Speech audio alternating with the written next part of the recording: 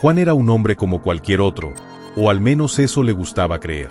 Vivía solo en una cabaña al borde del bosque en las afueras de Santa Clara, un pueblo pequeño donde los días transcurrían entre susurros del viento y el crujir de las hojas.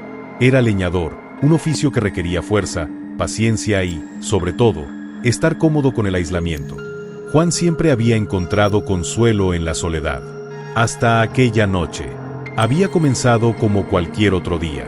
Se levantó temprano, preparó café y salió al bosque con su hacha al hombro. El aire era fresco, y el suelo crujía bajo sus botas.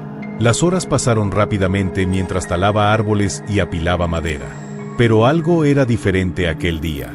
Desde la mañana, había sentido una extraña pesadez en el aire, un silencio inquietante que ni el viento parecía romper. Al caer la tarde, mientras regresaba a su cabaña, Juan notó algo inusual, un silbido, bajo y persistente, que flotaba en el aire como una melodía antigua.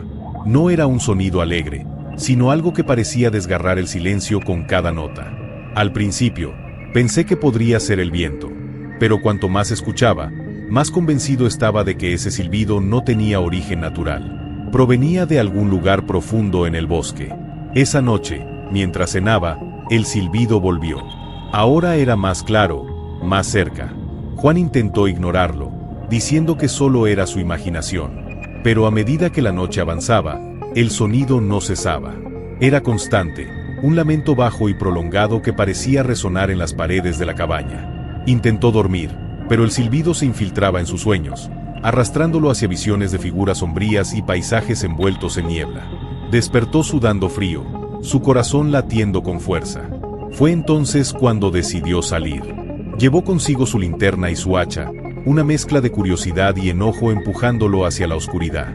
¿Quién anda ahí?, gritó al vacío mientras apuntaba la linterna hacia los árboles. El silbido cesó. Juan se quedó quieto, esperando una respuesta que nunca llegó. La quietud del bosque era abrumadora, un manto de silencio que lo hacía sentir expuesto. Pero entonces, el silbido volvió, esta vez detrás de él. Se giró rápidamente, pero no había nadie.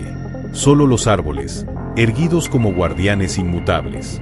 Esto es una tontería, murmuró para sí mismo. Dio media vuelta para regresar a la cabaña, pero no había dado ni 5 pasos cuando vio algo. Una figura se alzaba entre los árboles, apenas visible en la penumbra. Era alta y delgada, envuelta en lo que parecía ser un manto negro que se movía como si tuviera vida propia. Juan sintió que la sangre se le helaba. ¿Quién eres?, preguntó, tratando de sonar firme. La figura no respondió. En cambio, el silbido se hizo más fuerte, llenando el aire con un sonido que parecía vibrar dentro de su pecho. La figura comenzó a moverse hacia él, lenta pero inexorablemente.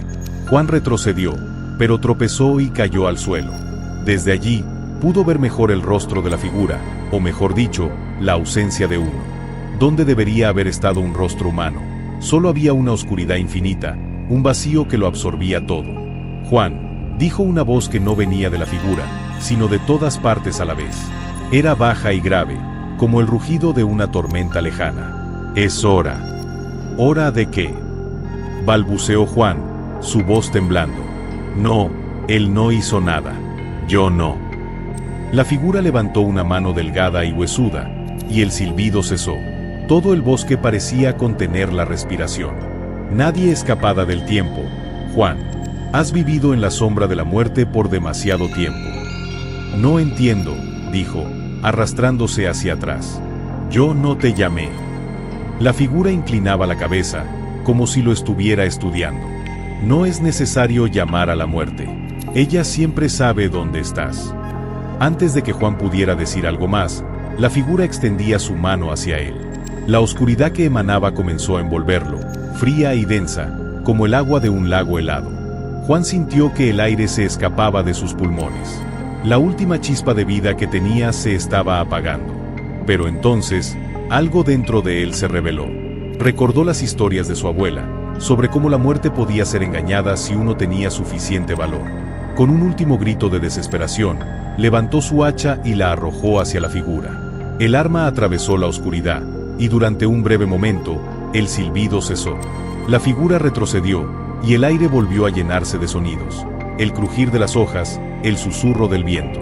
Juan se levantó, tambaleándose, y corrió hacia su cabaña, sin mirar atrás. Cuando llegó, cerró la puerta con fuerza y se apoyó contra ella, tratando de recuperar el aliento. Pero algo estaba mal. El silbido seguía allí, suave pero constante, como si nunca hubiera desaparecido. Juan se acercó a la ventana y miró hacia el bosque. La figura estaba allí, inmóvil, observándola.